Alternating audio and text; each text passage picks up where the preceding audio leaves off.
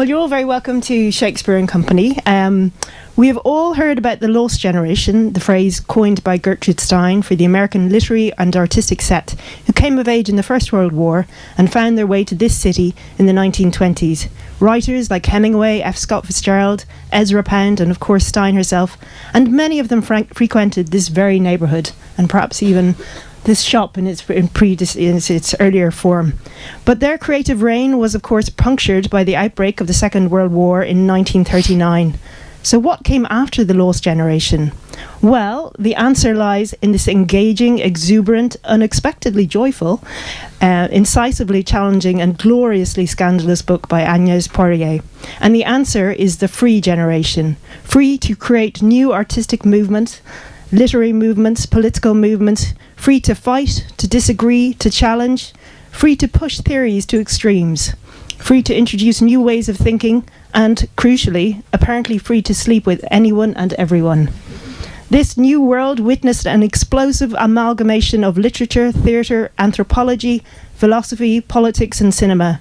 And the inhabitants included such giants as Simone de Beauvoir, Jean-Paul Sartre, Albert Camus, James Baldwin, Juliette Greco, Alberto Giacometti, Saul Bellow, Arthur Koestler, and my own favourite, Samuel Beckett. Fueled by the elation of the liberation, they strove to find an independent and original alternative to the capitalist and communist models for life, arts and politics. They wanted to make a third way. But they didn't throw away all connections with the past. They still anchored themselves in the lost generation's neighbourhood. Indeed, their story is set mainly here in 1 square mile of the left bank, in the 5e and 6e arrondissement, with occasional expeditions to America and Britain, and also the rare moment on the right bank. But for all their exuberance and all of their new philosophies and political ideologies, for all of their artistic ingenuity and imagination, what new path did they ultimately forge? Was the third way they sought a realistic concept, or did the freedom go to their heads, and did they frustratingly waste so much potential with exuberant irresponsibility and personal indulgence? These are questions I would put to Agnes Poirier, who brings local knowledge. There's another Aggie. And brings local knowledge to this story, but being herself Paris-born, though her later years of education were in London. And she's used this outsider edge to write a series of major essays about the different ways in which the French and the English do things. She can regularly be found on the BBC and CNN discussing these contrasts, and writes for many papers, including The Guardian, The Times and Marianne. She also, according to this book's fly cover, loves the songs of Charles Trenet.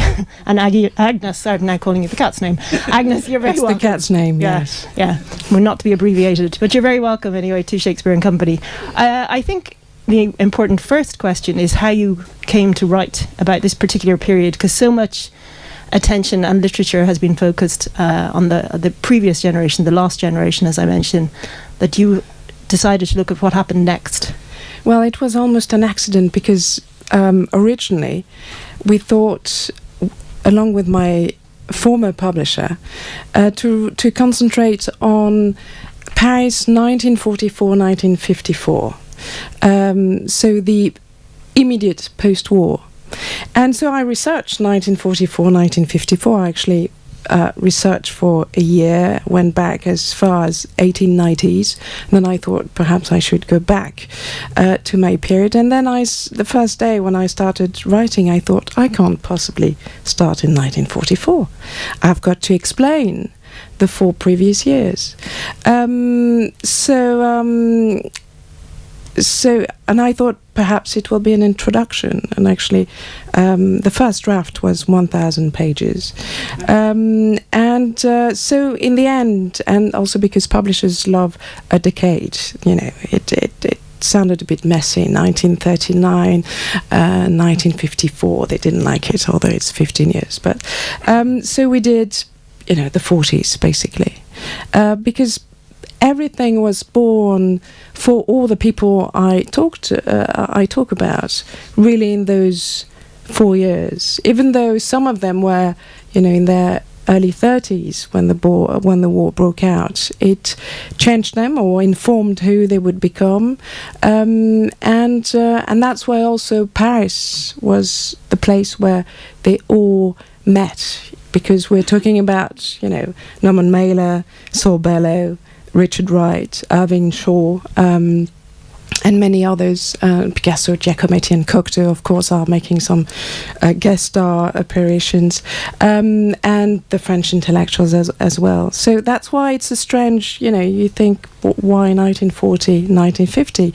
But you can't understand the immediate post-war if you don't delve into the occupation and that very strange period, especially because I wrote it for a British and American audience, and when you've behaved so heroically like the Brits during the war, it's very difficult to understand Paris under the occupation, what it was and like. And the people who stayed, because obviously the Americans or the people who left, because what was more heroical, to actually stay or to go, like many, because I'm going to New York in the book during the war and after the war, and some well-known actors went to Hollywood, for instance. But what was better? I still don't have the answer. I don't know what I would have done. And you decided, or with your publisher perhaps, but you decided to write this rather than doing it as an academic dissertation and looking through it and writing very historically accurate. You decided to make it instead a montage, a collage. Well, everything I write about is true. That is to say, they are facts. I was trained as a historian in the sense that I studied history for a very long time. I did a PhD, which I didn't complete, at the LSE in London. So I know about research, but I'm not an academic, and also I wanted to do something accessible. I wanted to tell a story that wouldn't be fiction, but in which all the facts would be, correct and true and researched. But I wanted to be a portrait of a generation, a collage, a kaleidoscope of destinies, and I wanted it to be enjoyable and entertaining and accessible as well, because I'm not, I'm not a professor at university. And you focused your attentions mainly, there's a very handy cast list at the beginning, which gives us our 32 main cast members, who are predominantly French and American. There's the one Irishman that I've already mentioned, but there are also there's English characters, and interestingly, of the 32, 9 are female, and the females do come out quite strongly, which I'm sure we will discuss later. But of these 32 characters, really there's 3 that are at the centre of this book, which would be the power couple of Jean-Paul Sartre and Simone de Beauvoir and Albert Camus. They seem to drive the book. Well, that's what I'm told. It's funny because for me they are not the main protagonists. The main protagonists are all the ones that have been forgotten by history or that I've rediscovered. It doesn't make them more interesting, that Sartre, Beauvoir and Camus, but perhaps more endearing, at least to me and to, I think, quite a lot of people who discovered them after reading the book, like Janet Flanner, who, of course, is very well known, but I didn't know her very well. I sort of knew her in the midst of, my studies. The Paris correspondent of The New Yorker at the time, before the war and after the war, because she left during the war, and she felt terrible having done so. And there's Edith Thomas, who is a wonderful character. She was an archivist, a writer, not very successful, but and she has this wonderful love story with Dominique Horry, who we know, she has 3 different names, but she wrote the story of O, l'histoire d'eau, later. And who else? I mean, Saul Bellow, of course, is extremely well known, but he's such a contrarian character. He's the one who hated his time in Paris, or at least said he hated it.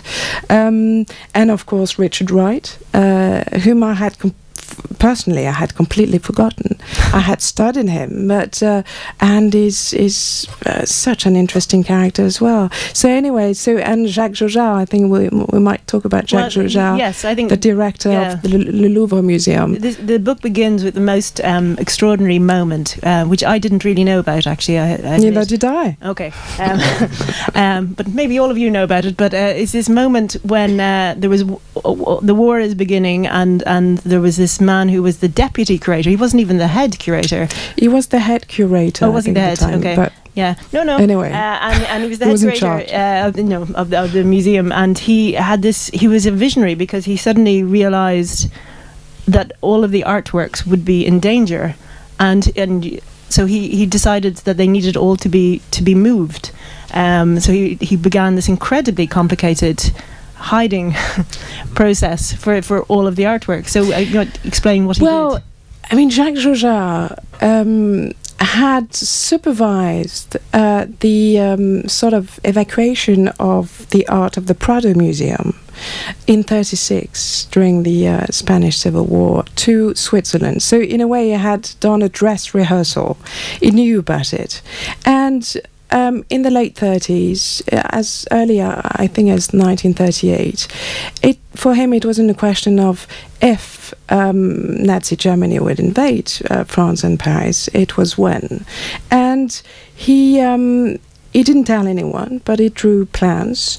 And he started months before the actual declaration of war in September 1939, and everything was ready. And at some point he closed the Louvre Museum for 3 days, but nobody knows why. So it's just for, I don't know what the official reason he gave, sort of inventory or something. And he asks about 200 art students to give him a hand with all the personnel of all the staff of the museum. And then he has this very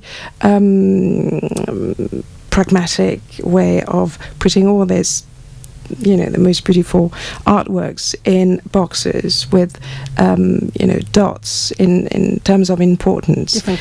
Different colours. And so one red dot meant, major artwork. 2 red dots. No, there was actually the biggest story. Only one had 3 red dots. It was the Mona Lisa.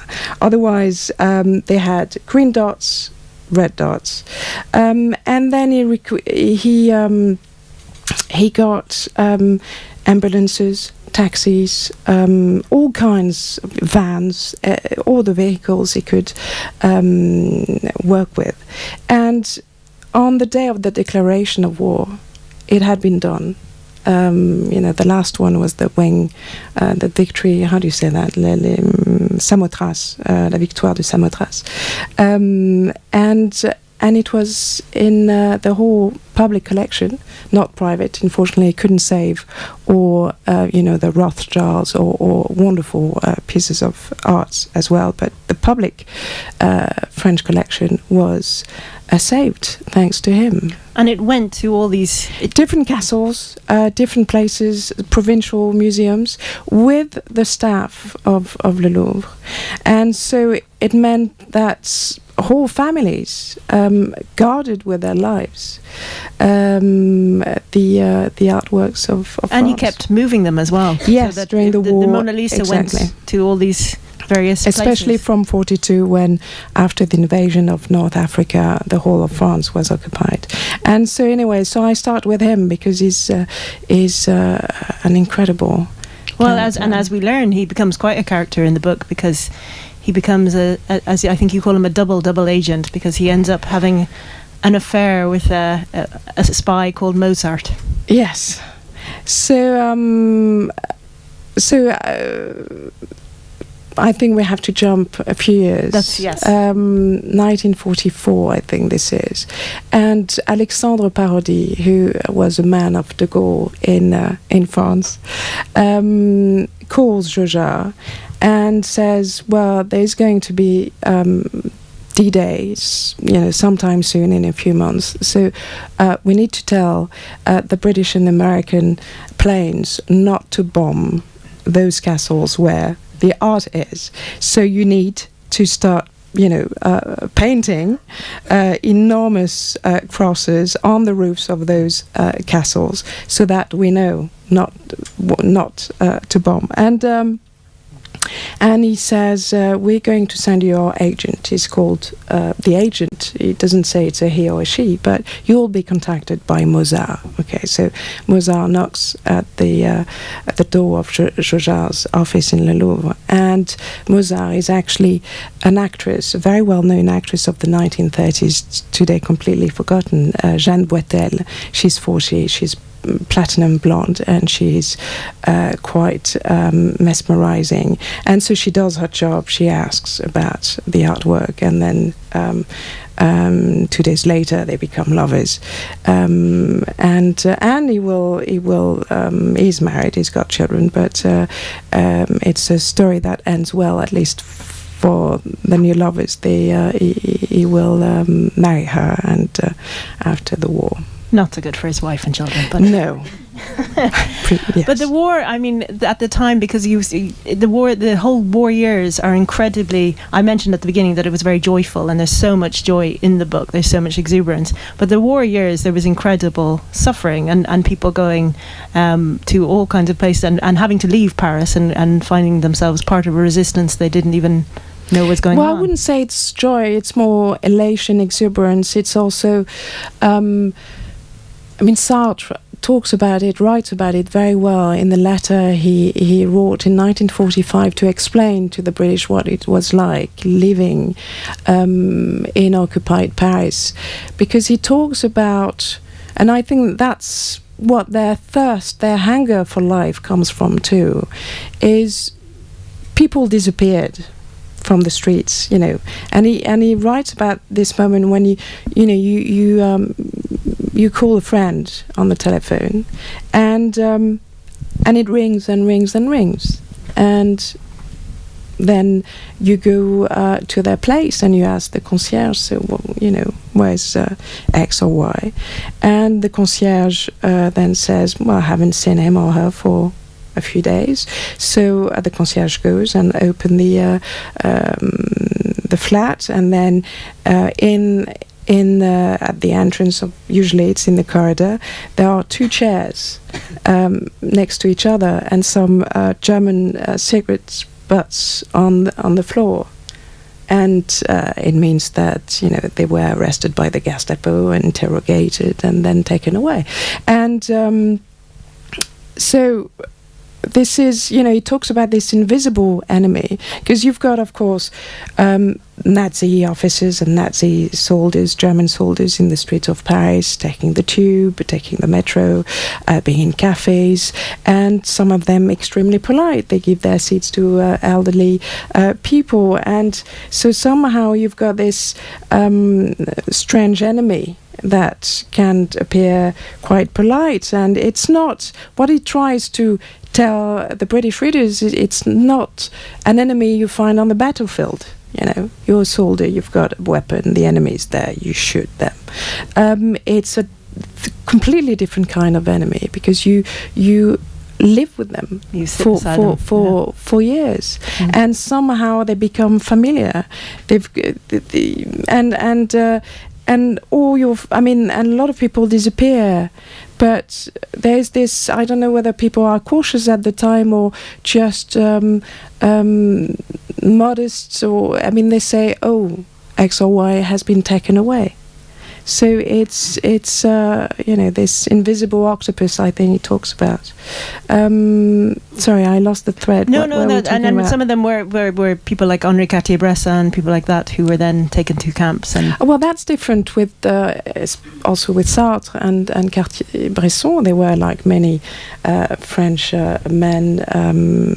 They were made prisoners, and then they escaped. Sartre was attempted to escape 3 times, third time lucky, and the same with Cartier-Bresson, and then they hid for Cartier-Bresson or stayed in the south of France. So that happened to quite a lot of Frenchmen who were soldiers until France fell, as we say. And they were working, though, certainly towards the end of the war in 1943. There was rather 44, yeah. Yeah, but there's a lovely anecdote. I think it was Being a Nothingness. This art book was published in 43? 43. I think. And it was a surprise bestseller, particularly with women. Yes, so it was, I think, 1,000 page long, and the publisher just didn't understand why it was such a success, and then they realized that, and a lot of women were flocking to buy it. And although it's quite a difficult, but a heavy book, read, yeah. Heavy, but it was heavy in a good way, because it was exactly 1 kilogram, and because all the weight, the copper weight, had been for cooking, made into bullets and other things. Well, women needed 1 kilogram, or not only women, but also grocers who used it to sell their best-selling art. It's amazing to think. I wonder who was the first person who discovered the weight and went, "Oh my gosh, it's a kilogram!" and suddenly it's flocking off the shelves. But I mentioned, and you've mentioned as well about sex, but women at that time as well, the second sex. We will obviously talk about in terms of Simone de Beauvoir's second sex, but it was quite an interesting time for women, because they weren't necessarily. They were taking a lot more control than they possibly had before. You mentioned Janet, and obviously de Beauvoir and Julia Greco, when we first meet her, is a 16-year-old in prison. But these are women. They were young women and they were all in the early 30s or end of their 20s, who were just really taking control and trying things out and very self-regulating and governing. Well, I mean, depends if you're talking about the war, because obviously they were.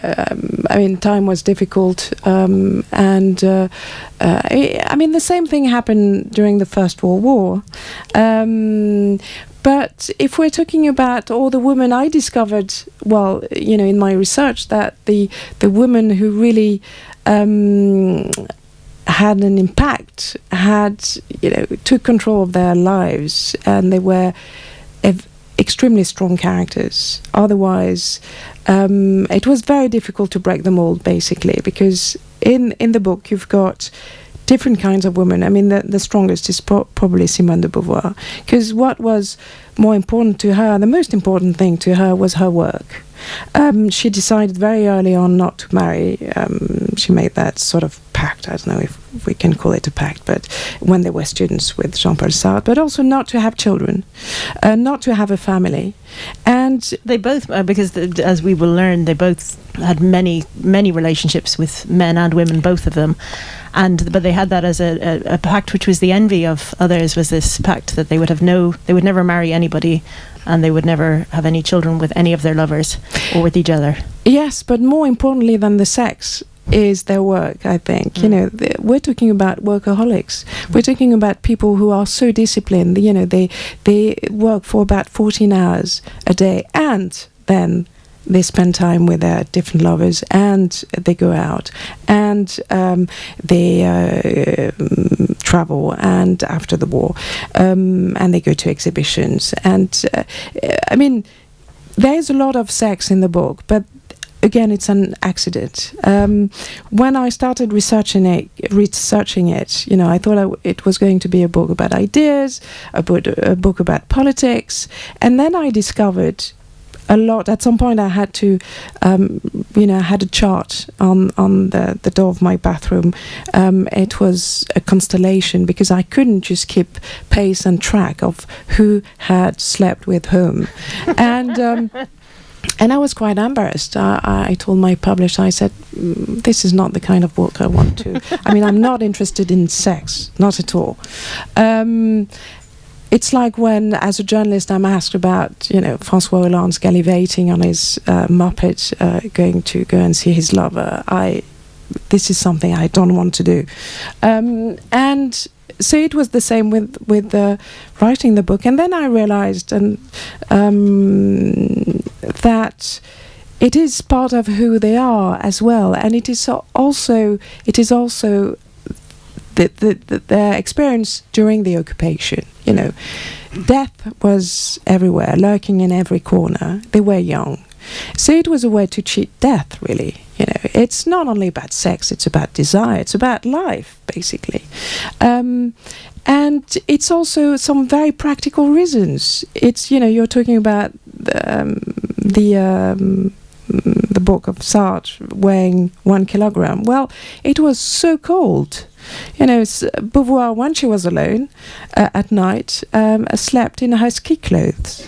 Okay, well, you either have a lover who keeps you warm or you have ski clothes. Human hot water bottle. No, but we're talking about, you know, it was barely 10 degrees. Yeah. And that's also why the cafe culture thrived. We still exactly, there's nothing. It's not kind of any romantic notion of going for a coffee. I wanted to debunk a few myths. There's nothing special about Café des Deux Magots or Café de Flore. It's just that I think both of them, or one of them, had a stove in the middle of the place. And so they went there because they could be warm. And they couldn't afford coffee, so at home it's good. Well, at least once, the ersatz of a coffee, and you know the nice thing is that the waiter only asked them to have a coffee every 6 hours, so they just could stay and work and write. So you know, I mean, it's not. There's a lot of sex, but it's not gossip. Or erudite gossip, as the New Republic put it. And it's really, you know, it's also, to go back on Sartre and Beauvoir and Albert Camus, Camus really admired Beauvoir and Sartre for not having had a family and really keeping their word. That's because he went and had twins, which ruined everything for him. But Camus was also quite contrarian, because he was a moralist, as we call him, and very active, an active resistant during the war, and yet had a very classic double life, probably making his family quite, at least his wife, quite miserable. And he says it, I didn't have the courage that Sartre or Beauvoir had. Arthur Koestler is another story. He told his future wife, Mame Paget, that he didn't want to have any children because his work was too important, but he was also a wife beater. You know, brilliant writer, but terrible man. And it's a shame, because Mame Paget is very interesting, because and I wanted to write about her too, because she's the reason why also, I mean, she's half of his success. She's his secretary, his editor, his translator, his fixer. She goes to Palestine and does all the field work for him, and she never gets the credit. So you've got different kinds of women struggling with how to be independent. And of course you've got the flamboyant Janet Flanner, who was a lesbian and had lovers everywhere, one in New York, one in Paris, one in Rome, and she would take it in turn. And Dominique Horry, who was a bisexual, and she had this long affair with Jean Paulhan, who was a publisher and a writer, and with Edith Thomas and Arthur Koestler and many others, and Juliette Gréco, who learned from those incredible woman, and who decided she would be independent, earn her living, and have also, I mean, she was quite a gamine fatale, because anyway, she drove men crazy, and intended to continue doing so, while living the life she wanted to lead. So yes, there are a lot of women there struggling to become independent, or be the other half of a celebrated man. Having talked now for quite a while now about sex, we will talk about something else, but for a moment, because what really surprised me in the book was actually, because whilst it colours in a lot of these characters that we think we know in very dry academic terms, and we suddenly have a sense of them as real people, which is glorious. And then we get to the moment, we've talked of the war, but we get to the moment of the liberation, and it's really unexpectedly emotional reading about it. We have these montage of little snapshots of moments of different characters having their moment of the liberation and their experiences of it, and it is very emotional reading that, because but it is a very emotional period of time. I was in tears for most of the first 200 pages and during the research, perhaps because I've got much older parents who were, who lived, they were very young, but they remember the liberation extremely vividly. Yeah, I think this is a good moment. Just, you have a little section you're going to read from the... So, shall I read the passage you want me to read? Or? No, you read the one you want. Okay.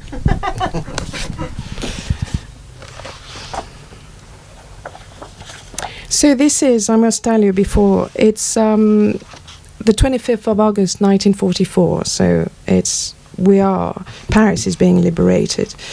31-year-old Irving Shaw, a radio playwright born in the Bronx, a handsome man, built like a bull but with the eyes of a deer, saw Paris for the first time on that afternoon of the 25th of August. His small camera unit was made up of two cameramen, a driver, and himself, all of them PFCs, private first-class soldiers, the third lowest army rank. Their jeep, decked with flowers and gifts from the people in the little towns on the road to Paris, carried a small store of tomatoes and apples and bottles of wine that had been tossed to them as they slowly made their way through the crowds. Shaw and his unit were on their way to the Opera, where they had been ordered to report back and leave their rolls of films at the Allied headquarters, when they heard the sound of artillery fire. Tanks from the 2nd French Division were attacking the headquarters of the German naval forces on the Place de la Concorde. On the horizon, 4 huge columns of smoke swirled into the sky. Shaw's unit stopped to capture the scene, but where to film it from? They needed to get on the rooftop. An actor who had overheard their conversation took them to a theatre nearby, the Comédie Française, the whole of which had been transformed into a crude hospital. Shaw and his cameraman climbed up the grand staircase towards the roof, passing the busts of the great actors and actresses of France adorning each landing. On the roof we were sniped at. That's Irving Shaw recalling the moment. On the roof we were sniped at once as Drell was finishing taking his pictures with the fussy lens adjusting deliberation that is so exasperating at moments like this. The bullet made a nasty sudden whistle between us. Back in the theatre hall, Irving Shaw could not help but be transfixed by the scene playing out in front of him. The nurses were all actresses, most of them from the Comédie Française company. They were very pretty and dressed in light, soft dresses. The effect, with the sharp contrasts of the light and shadow, the white gleam of the wounded bodies, was that of a painting by Goya, for whom the models had been picked by Hollywood's Samuel Goldwyn. Shaw walked to one of the dead men lying on the marble floor. A very young blonde French boy had been shot through the temple. He had a thin, handsome, sunburnt, healthy-looking face. He had a streak of rouge lipstick on his cheek, like all the soldiers in Paris that day, and there was a dark wine stain down the front of his khaki wool shirt. Irving Shaw did not know that Jean-Paul Sartre was, at this same instant, sitting in the stalls. The French philosopher had been asked by the Comité National des Écrivains to go and guard the Comédie Française with his life, but without a gun. Had Irving Shaw waited a little, he would have bumped into Albert Camus on a visit to Sartre. Later in the afternoon, Camus found Sartre dozing off on his red velvet seat and woke him up. "Hey, Jean-Paul, you're finally in sync with the events." The tone was amicable, but the irony was not lost on either man. Camus had been an active resistant, while Sartre had been an armchair one. Shaw and his unit had to report to the Hôtel Scribe and hand over their rolls of film for developing. On the Rue de Rivoli, where the firing had stopped, Shaw and his unit walked down the middle of the street.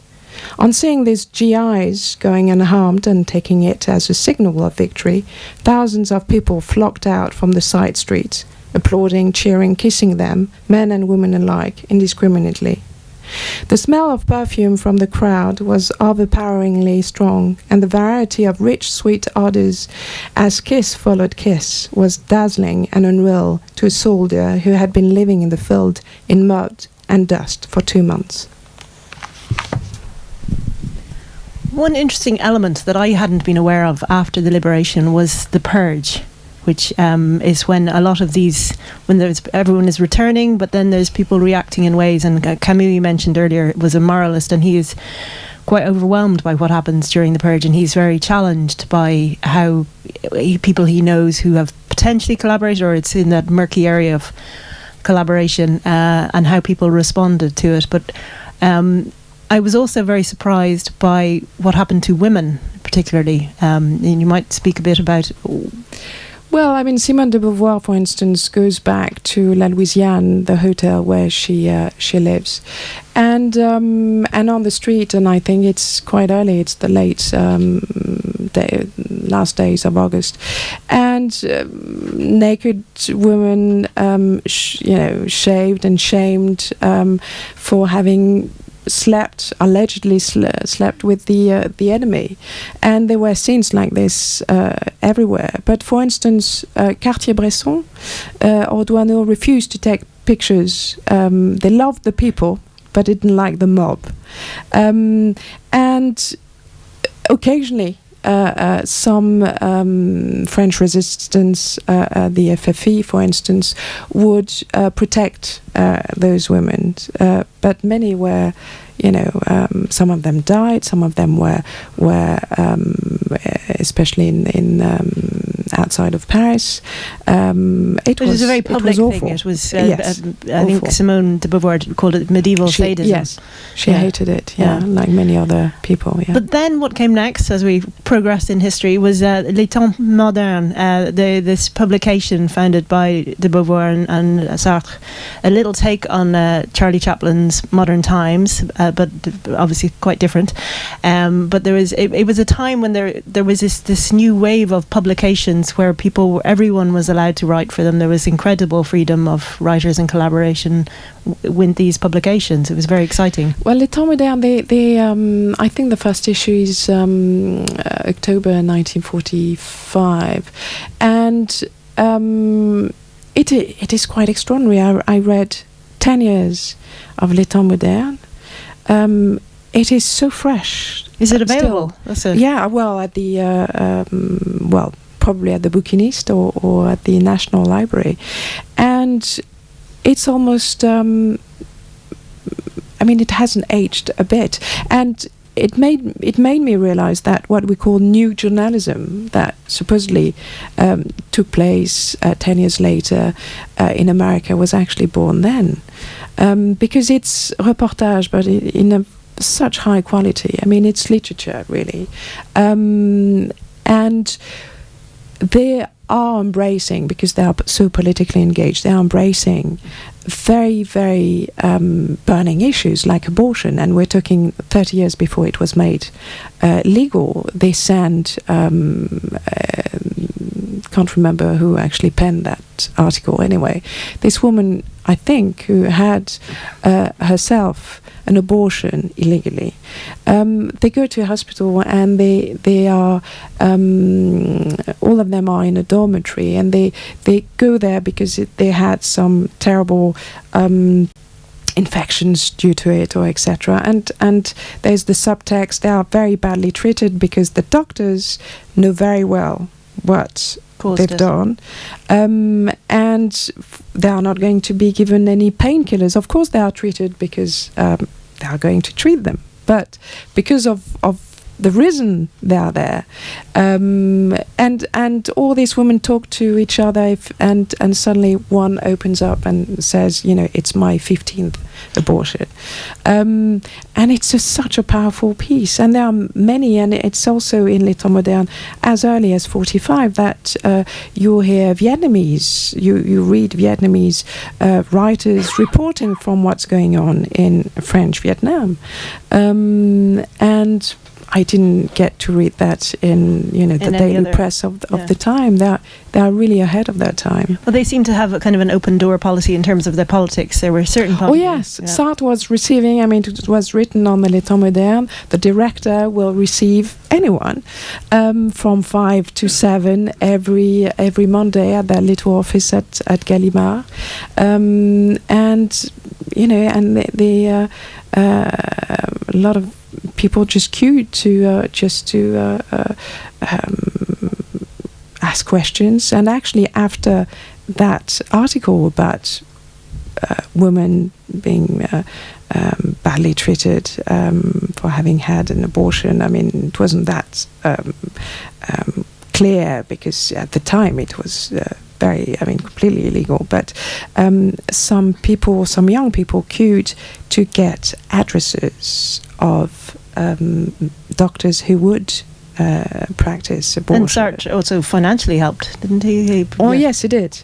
He was a very, very generous man, and he always had a lot of money. I mean, cash all the time with him, and he would give friends, students. A lot of students would come to him and saying, "I've got a problem. My girlfriend is pregnant," and he would just very liberally give a lot of money. They also, what is remarkable as well, is this the collaboration between Sartre and de Beauvoir, how they mentored each other and pushed each other and really forced each other to work. You say they had a very hard work ethic, but that was very much fostered between them as a couple, that they really kept driving each other on and never would let the other relent until they got to the point of completing whatever project it was. And the second sex is actually an idea that Sartre had for Beauvoir, who didn't know what to write next.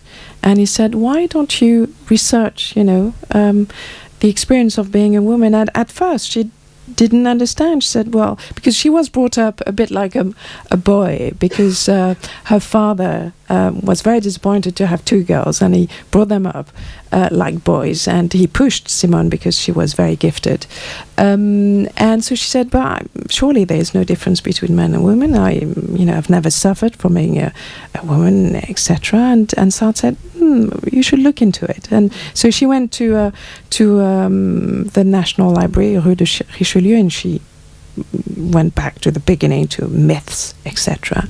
And at first she thought it would be just an article, and then just a short essay, and then it became 2 volumes and 1,000 pages again. And then she realized, she said, well, of course, yes. And that's how the second sex was born, yeah. Another interesting, you mentioned Arthur Koestler, and he's another very important figure at this time, and he spent a lot of time living in the wilderness of Wales with his poor wife Marmain.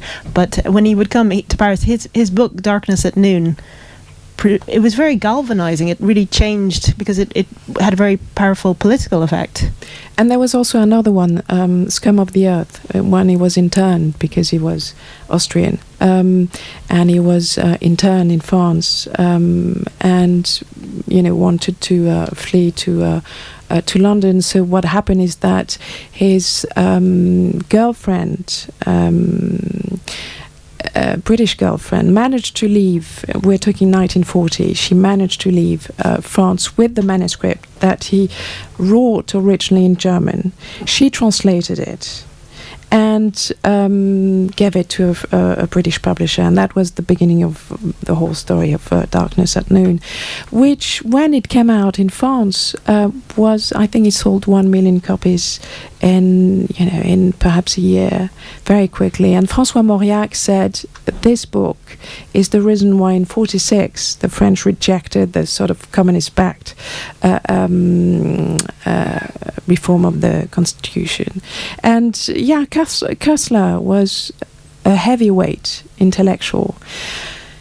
And he chose Britain. He didn't feel very comfortable in Britain. Perhaps that's why he preferred to be in Wales. And then at some point, he was, the 40s are very interesting because it's before they all fell apart. They were all friends, and Koestler obviously was very anti-communist.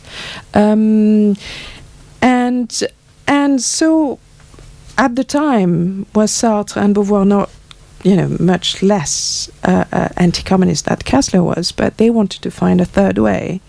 And so it was the case with Richard Wright and Camus and many others. And it was, the moments before the Cold War and before they thought, okay, well, we have to take sides. And so Beauvoir and Sartre became fellow travelers, really, of the Communist Party without becoming members, and Koestler went the other way.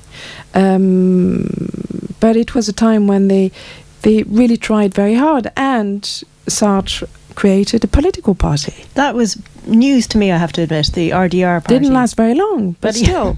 They had 60,000 members. He went forward with it rather than just speaking about politics. He actually... No, exactly. Yeah. He tried, he put a lot, he financed it, it cost him a fortune.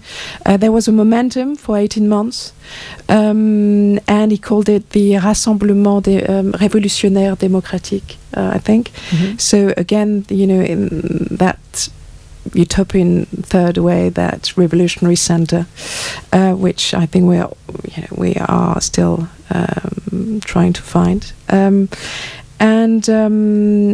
And there were so many experiments at the time. If you remember Gary Davis, that young GI who disrupts the first assembly of the UN in Paris and says we need a world government, and there's only one citizen, the citizen of the world, and he starts issuing passports to and he sets his office in a hotel in Montparnasse, and up to his death, that is to say only a few years ago, I think a couple of years ago, Gary Davis was issuing passports for world citizens, so a lot of attempts, a lot of failures, obviously. But perhaps that's why I also finished the book with Jean Monnet and the idea what will become the European Union. Yes, well, it's an interesting, because I realised, sorry, our time. I will open it up for questions in a moment, but not before. First, one thing I have to do as an Irish person reading it and being a Beckett obsessive. Agnes has solved the riddle. No, I haven't. No. I'm just reporting. No. There are so many riddles about. It's not mine. She now has the definitive answer as to who Godot is. Agnes. It doesn't come from me. It's well known to Beckett lovers, but there are many theories about, waiting for Godot. What does that? Is it the cyclist, the slow cyclist in the Tour, and so Tour de France? Samuel Beckett had a fondness for prostitutes, and there's this street, Godot de Mauroy, near the Madeleine, which is still quite popular with prostitutes, and so that's his biographer who and somehow, I don't know, reading all, I thought that might be the most accurate reason why he so chose. Apparently one night, he would linger there, and apparently one night a prostitute approached him and he rebutted her, and she said, "Oh, what, are you waiting for Godot?"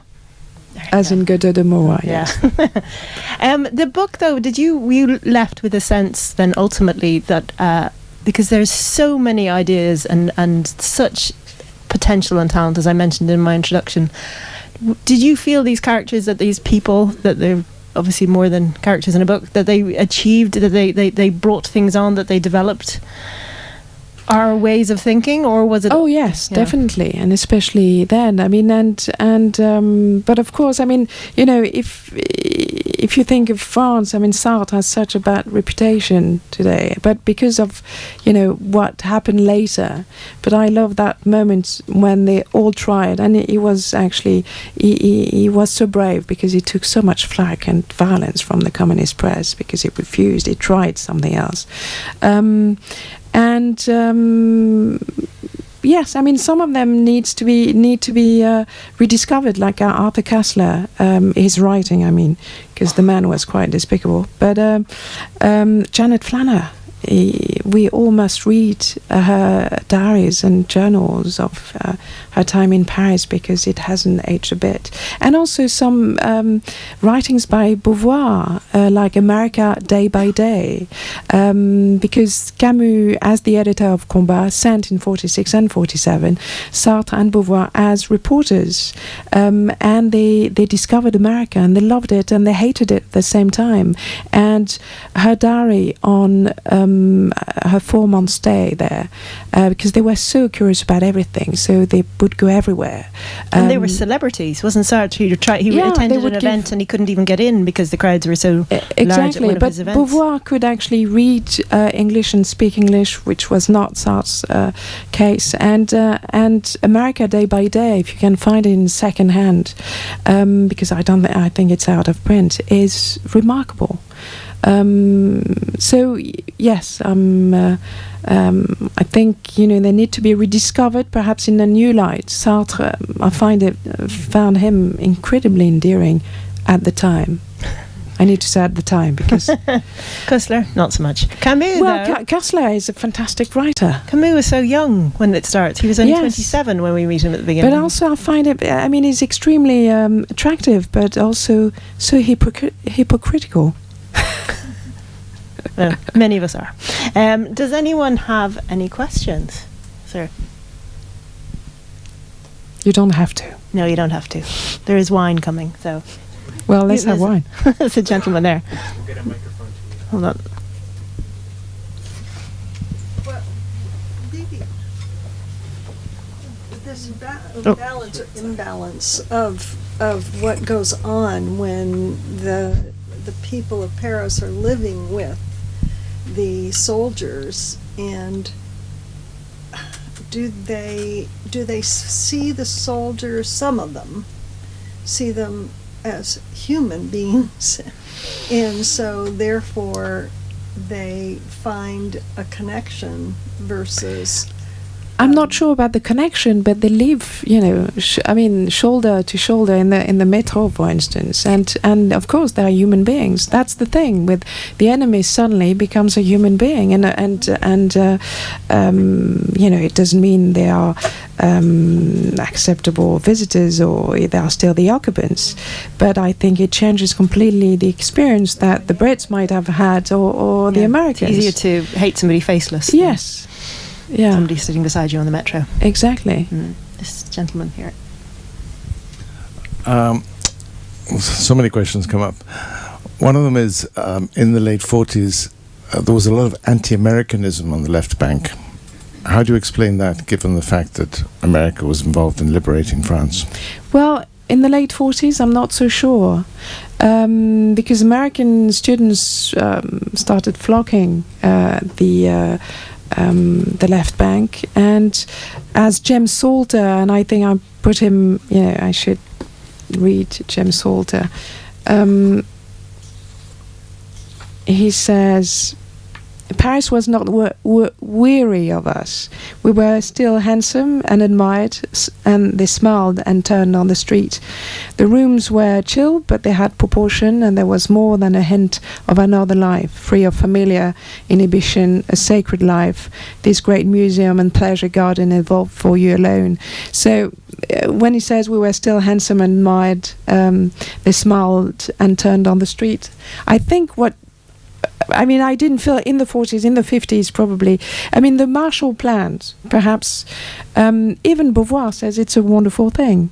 The communists were not so keen on the Marshall Plan. But I didn't feel any anti-Americanism during the research for those years. it comes after and becomes, I was brought up in the 80s and 90s, and it was fashionable if you belonged to the left to be anti-American. And actually, I remember age, I don't know, 15, I was being anti-American, of course. And this is when my mother, who had never told me about the liberation, she said, okay, I'm going to tell you a story. And then I thought, okay.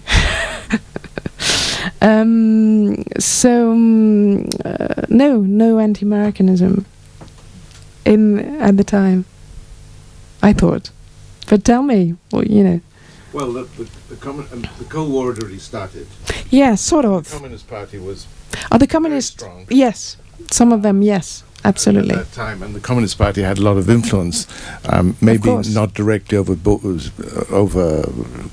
and Beauvoir, but it had a huge amount of influence because it came out supposedly as the victorious resistance, which they managed to paint. But then there was as much anti-Soviet Union. From the right, but if we're talking about the people, no, it's too close. The Communist Party was very influential with the intellectual world at that time. Yes, but there was this fascination as well. Question, yes. But there was the fascination as well. So anyway, we can continue that conversation. I'm really happy that you mentioned de Beauvoir's book, The Mandarins, and I wonder if you could talk a little bit about that, because I think it captures that time of the end of the war, trying to figure out what to do. The mandarins. Mandarins. Yes. That's she gets the Prix Goncourt for that, and that just a trivial detail, but that allows her to actually buy her first and only flat, a studio flat. Camus hated the Mandarins because it was their story with Sartre, and they all had pseudonym. But if you were a bit clued in the left bank life, you could recognize every single character. And there's an anecdote when Albert Camus is in Italy and reads the very good reviews. And also I think he learns that she gets the Prix Goncourt, and he's really crestfallen, and he thinks, how can it be? And she dedicates the Mandarins to Nelson Algren. And Nelson Algren is in the Mandarins, and he will never talk to her ever again because of that. So it was, sort of autofiction before autofiction. It's not my favorite book of hers, perhaps because of that, because, it doesn't work as well if you don't know who is in the book. I far prefer her reportage, actually, or The Second Sex. And I don't know whether it's much read today. I think people read it almost looking to try and recognise the characters. And if you do, then it's a sort of, a game. It's a game, yeah. And then it's sort of interesting as autofiction before autofiction. Knausgaard, the precursor, yes. I saw there was a hand. Sorry. So obviously we think a lot about the left bank as a very much historically rooted place. So I'm wondering if you could speak a little about what you see as the future of the left bank, or what you think of what's going on today in the left bank, or for the future, I guess. Well, the left bank is everywhere now. I mean, Paris is not the cultural, intellectual center. I've just had to review Shlomo Sand's The End of the French Intellectual, which is coming out in the UK this month. It was published in France 2 years ago. And basically, and it's interesting because he hates himself for having loved Sartre and Beauvoir and Camus, and he's trying to deconstruct the French intellectual, and in a way, we all know there's nothing new. The heirs of Sartre and Beauvoir are to be found probably not in France. So the left bank is a moment in time, but there's still, a lot of cultural activity, and all the publishers are still where they are on the left bank. But if you go there, far fewer bookshops, for instance. So I far prefer the fifth, the Latin Quarter, perhaps.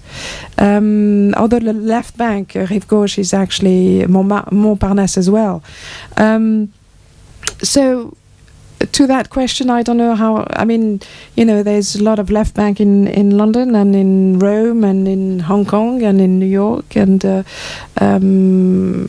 left bank is where everywhere people think and debate, really. Yeah, I think it's in Paris. It seems to have spread. Yeah, spread. Yeah, rather than being so concentrated. I presume also that at the time it was probably a socio-economic and political reason that this particular area as well flourished, and probably down to rents and things like that, whereas now maybe the left bank is in the Saint-Denis or somewhere like that, outside the Périphérique. I'm not sure. I mean, it's not a question of being in the suburbs of Paris. I think it's where publishers and journalists meet, and students and professors meet. So it's spread out. Before we go, I do want to ask you one question, because of all the characters, one of them you met in person, which is Juliet Greco, which must have been... I actually met a few others. Oh, did you? Okay. Yes. But the Juliet Greco seemed to have been because she was so just alive and vital and dynamic. The beginning of my research was a disaster, because I thought, okay, there are a few people who are still alive. I want to meet them. And they all died on me, one after the other. I sort of, I identified one. I managed to get his phone number or his contact details. I would go to the cafe the next day and open the New York Times, and here was their obituary and their face staring back at me. Then I managed to meet a few. The ones who were alive were too busy to see me. Because, Juliette Greco, no, she will see you in a year's time. She's recording her latest album, and then she goes on tour. And we're talking about somebody who was 89 at the time. Claude Lanzmann was the same. He's in the editing room. He's finishing a 3-hour documentary that is going to be in Cannes. So I had to actually, say, okay, well, I'm going to interview them for The Guardian, for instance. So I managed to meet them, and it was a very good introduction into the subject, because then I realized how those, they were not planning on death anytime soon. And you haven't killed one, off any more of them then since then? Well, yeah, a few like Ellsworth Kelly and a few others. And this man was 102. He had been with Boris Vian during the war, a musician, jazz musician. And I sent him an email. He replied 10 seconds later. And I said, well, can I meet you? And I checked. He was 102. And he said, well, Tuesday I can't, I'm playing tennis. Wednesday I can't, I'm going for a conference in Munich, but I'll be back the day after. Thursday, why don't you come Thursday? And then I met all these people, and they were all liars. That is to say, they had all written their biographies or memoirs, diaries, and then I started crossing information, realized what they had omitted, and I thought, okay, well, now I can dive into the archives, because truth doesn't really exist. Everybody has their truth. There are facts that you can't deny, but then everybody has an interpretation of the facts, and whether you're still alive or not, it doesn't matter. So anyways, I met 10 or 15 of them, and then went on to the other archives. Juliette Greco is extraordinary. I went to Saint-Tropez to her place, and she's she could remember everything, all the names, etc. It's something I can't do. And there's a picture of me and her in the book, and I'm just looking at her in awe. But I think that must have been, and that's why this book is so extraordinary. And I use the word joyful because it is so engaging. It's because you've. Well, it's them. Yeah. You've decided to be it's liberated you from. You have the facts as a skeleton, and then you've given life to these characters. So it's I try to. No, it's and wonderful. also. Yeah. you know, I mean, I had their pictures pinned on the wall, and pictures of them at the time, and all these young people, and so they were with me, and you can't help but having empathy for, you know, and or loving them, or falling in love with them, and even Saul Bellow, who is a very contrarian man, and I loved the fact that he was so. You know, I realized, crossing information, that although he told everyone, I hate those French intellectuals, their arrogance, etc., but he would actually go to the cafe opposite where Sartre and Beauvoir would be, just to get a glimpse of them, because he wanted to be like them. He wouldn't admit it, of course. So even him, you know, I found him extremely touching. Well, listen, thank you very much. We've run over time, so apologies for not having any more time for questions. Thank you for coming. Thank you for coming.